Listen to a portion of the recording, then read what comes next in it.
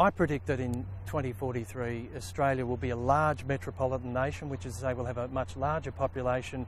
The overwhelming majority of us will be living in the big metropolitan areas that ring the coasts of our continent, and we will be struggling with the impacts of climate change, but we'll be finding ways to live with a hotter, wilder climate. It'll be a challenge, but we'll have to remake our cities in many profound ways, but that's where we'll be in 2043, dealing with that challenge. By 2043, to make our population safe in the face of climate change and resource depletion, we'll have to do a complete makeover of our cities by that year. That will involve greening them. There'll have to be a lot more vegetation cover. We'll restore food production to our cities because we won't be able to afford to bring food from distant places. We'll live in higher density environments, but they'll be much less dependent on air conditioning and the like. And generally we'll have a much more low energy lifestyle and be much less wasteful and profligate with our resources. Well, Sydney by 2043 is likely to look a lot bigger and more dense, perhaps a bit more like Dubai looks now with its towerscapes. It'll have a very busy harbour. It may have some aquaculture, some food growing in the waterways in Sydney. And I also think, here's my prediction for the Harbour Bridge. We'll be using that to generate solar power and catch water in different ways.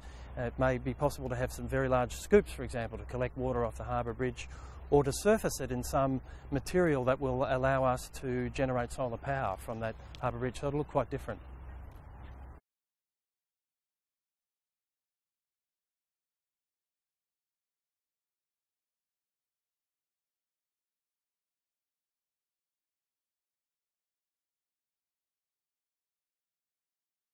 In 2043, Melbourne's likely to look a lot taller and more dense, a bit more like Dubai these days. A lot of taller buildings, but they'll generally have green roofs which will be used to cool the buildings and grow food. In a heat stress environment, the MCG is likely to be covered over as a place of refuge, and I think Port Phillip Bay will start using for aquaculture, generating food.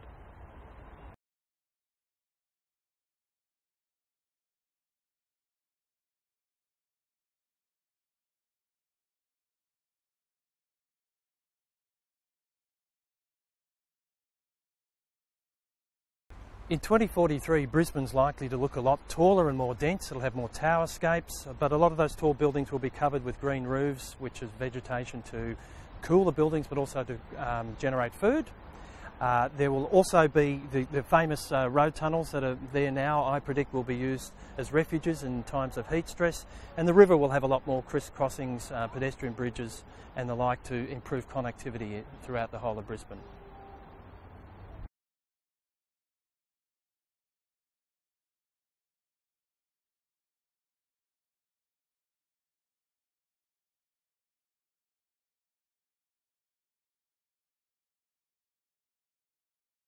In 2043, Perth is likely to be a lot taller and more dense city, more towerscapes than presently. It will look a lot more like Dubai does now.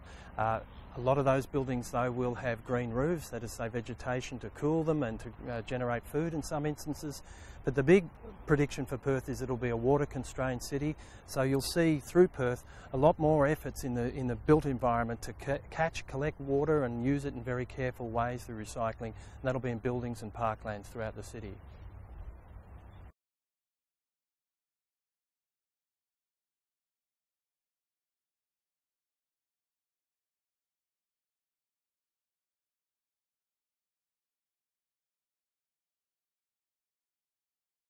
Adelaide in 2043 is likely to be our Mediterranean city. It will have a very hot and dry climate.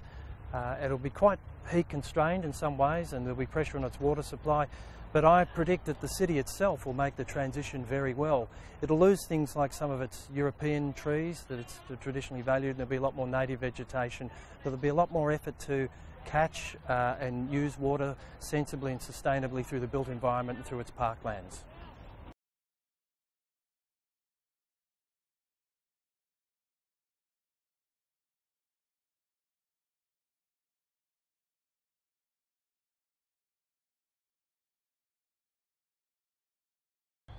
I think it's very unlikely that plague or any other major pandemic is going to wipe out the Australian population in that time period.